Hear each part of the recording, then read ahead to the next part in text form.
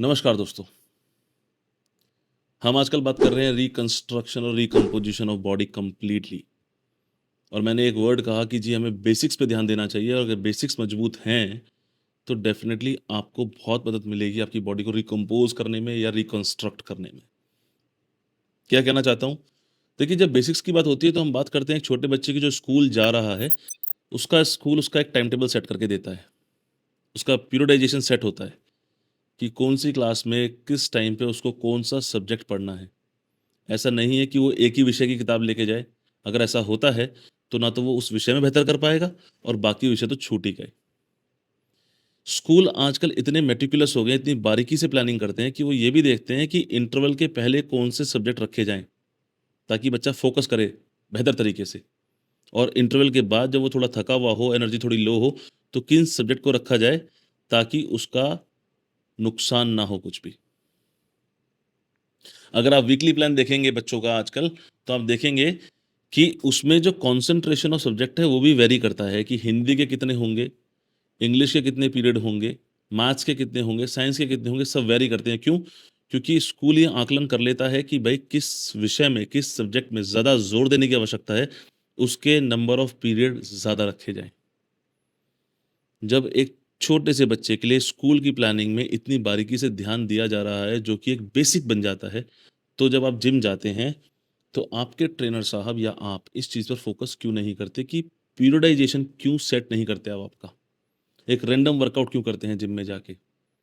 क्यों नहीं डिमांड करते आप अपने फिटनेस एडवाइज़र से, फिटनेस एक्सपर्ट से या आपके कोच साहब से कि कोच साहब आप मेरे अकॉर्डिंग, मेरे पीआर के अकॉर्डिंग मेरा पीरियडाइजेशन सेट करके दें? क्या इस बारे में कभी चर्चा हुई है?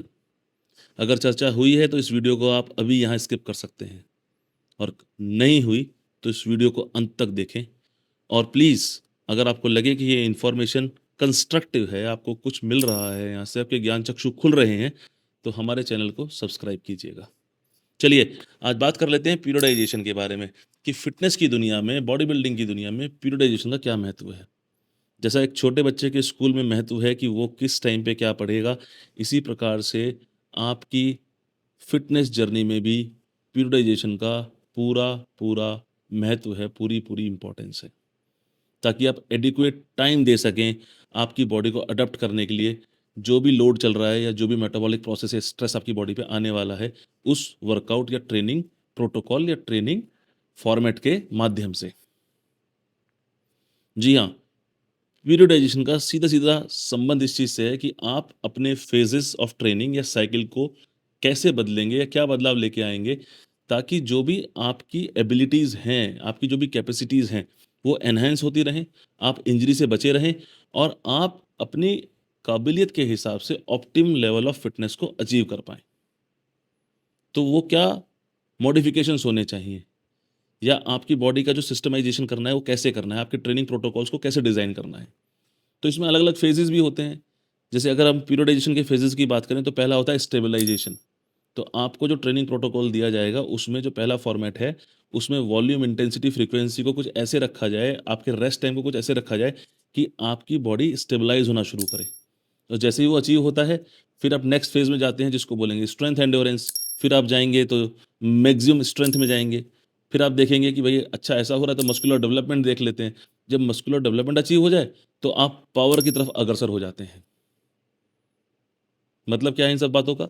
मतलब ये है कि अगर आप प्रॉपर प्रोटोकॉल फ़ॉलो करते हैं, फ़ेज़ टू फ़ेज़ आप स्विच करते हैं, तो आप अपनी फ़िटनेस जर्नी का ऑप्टिमम लेवल अचीव कर सकते हैं। फिर इसके वेरिएबल्स क्या-क्या हैं? जब इसके वेरिएबल्स की बात करें तो volume, intensity, frequency, rest time, time of exercise यानी कि आप कितने टाइम तक आपकी मसल टेंशन में रहती है वो, हर एक बारीकी को आप ध्यान में रख के जब मॉड्यूलेट करते हैं ऊपर-नीचे, उसको बढ़ाते-घटाते हैं, तो आप डेफ़िनिटली अपनी बॉडी को चैलेंज करते हैं to adapt that particular load और उसके लिए एडिक्वेट समय देना ज़रूरी है ताकि कोई इंजरी ना हो जाए। फिर आगे जब बात करेंगे इसमें तो चर्चा बढ़ जाएगी और चर्चा बढ़ेगी तो कहेगी भाई ठीक इसमें टाइप्स भी होंगे। तो मान लीजिए आपको मैंने कहा कि भाई आज आप 8 किलो उठाते हैं, आप 2 हफ्ते बाद 10 किलो उठाने लगे, फिर उसके 2 हफ्ते बाद 14 किलो उठाने लगे, तो ये एक लीनियर पीरियडाइजेशन हो गया। यानी कि अगर आप किसी ऐसे स्पोर्ट्स में लिप्त हैं जिसमें आपको अपनी पावर का, अपनी ताकत का प्रदर्शन करना है, तो आपके लिए बेटर प्रोटोकॉल हो जाएगा ऐसा पीरियडाइजेशन जिसमें आप लीनियर वे में अपने लोड को प्रोग्रेसिवली बढ़ाते हैं।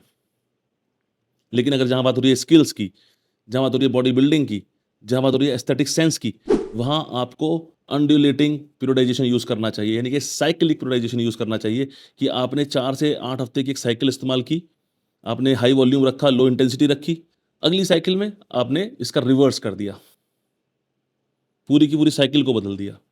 तब आप देखेंगे कि आपको प्रोमिनेंट और बेस्ट इफेक्ट देखने को मिलेंगे। आपकी बॉडी मेटाबॉलिक एडेप्टेशन में स्ट्रॉन्ग रिस्पॉन्ड करेगी और आप अपने फिटनेस जर्नी का ऑप्टिमम लेवल, अपना पीक एक बहुत अच्छे लेवल पे अचीव कर पाएंगे। आशा करता हूँ कि आपको ये कंटेंट समझ में आ रहा होगा। अगर आप चाहते हैं कि पीरियडाइजेशन को और डिटेल में एक्सप्रेस किया जाए, समझाया जाए, तो प्लीज़ कमेंट बॉक्स में कमेंट ज़रूर छोड़िएगा। और अगर आपको लगता है कि इस चैनल के माध्यम से आपको कोई सही इन्फॉर्मेशन साझा हो रही है, तो सब्सक्राइब करना ना भूलें। धन्यवाद। जय हिंद, जय भारत।